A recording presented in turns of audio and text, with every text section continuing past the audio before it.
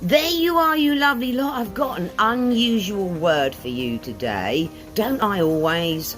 This one's an adjective and it's blasé.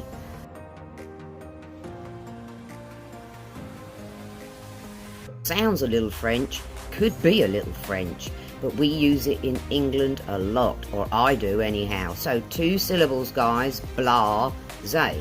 What does it mean? It means you've experienced something so many times, you're really not bothered about it. You're kind of what we call indifferent or nonplussed and unimpressed. I'll leave some links up there and in the description explaining those advanced words I've just used. So let's learn to use it in an example sentence. The company directors have flown first class so many times they are blasé about it.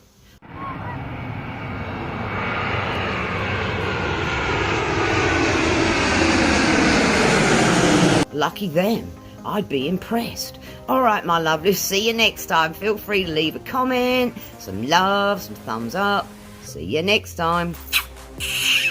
I blow the biggest kisses. See you next time, guys. Bye.